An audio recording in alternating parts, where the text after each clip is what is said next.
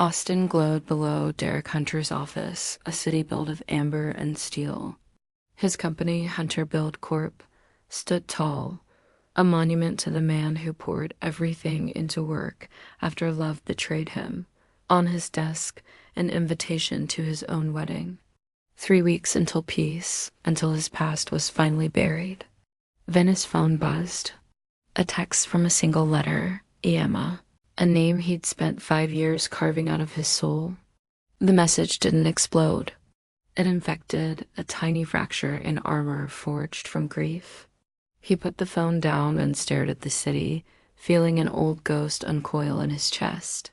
Because that's the thing about betrayal. It changes what you believe people are capable of. 5 years ago, Emma was his future.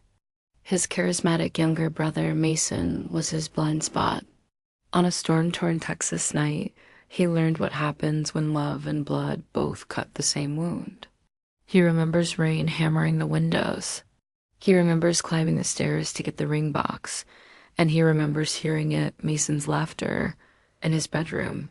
He opened the door and saw them. Emma, wrapped around Meyson, her body arched in a way that once belonged only to him. The shock wasn't fire. It was ice, freezing everything vital. Their eyes met. There was no shame, no regret, just relief. "I never wanted to marry you, Derek," she said, her voice steady. "I always wanted him. The man he'd been died right there." He placed the ring box on the dresser like a funeral offering. "You made your choice," he told her. "Let's see what grows from it." He walked out into the storm and never looked back. That was the night loyalty died and the man named Derek Hunter was reborn. The next morning, he canceled the wedding with a single text and disappeared not into shadows, but into discipline. Hunter Build Corp became his sanctuary. 16-hour days, concrete, rebar, deadlines, steel beams rose where his marriage should have stood. Every heartbreak became a blueprint. Every betrayal, a ledger. Austin began whispering his name with respect. Soon, his empire expanded to Dallas and Houston. But success couldn't silence the questions. Had he missed the signs? Had she ever truly loved him? He numbed the pain not with women or alcohol, but with walls, invisible and impenetrable. Until Olivia Carter walked into a deposition, sharp mind, steady gaze.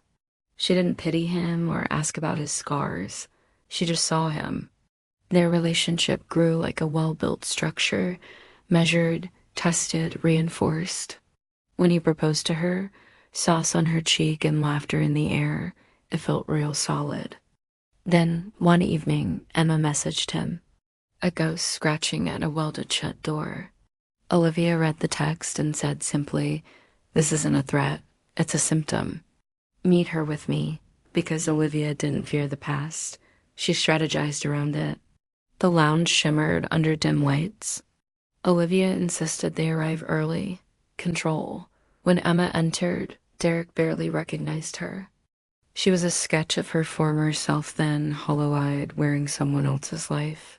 When she saw Olivia beside him, something venomous flickered in her eyes.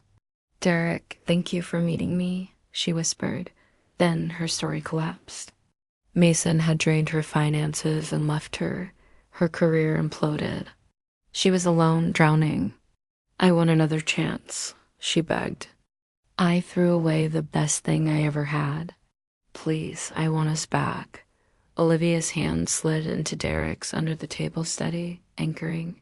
He looked Emma in the eyes. "I'm not a lifeboat," he said. "I'm not here to save you." Her face crumpled. "Look at the woman beside me," he continued. "That's loyalty. That's choice. Now look at yourself." That's what betrayal costs. 5 years of pain exhaled from him. "Our conversation is finished," he said. "Don't contact me again."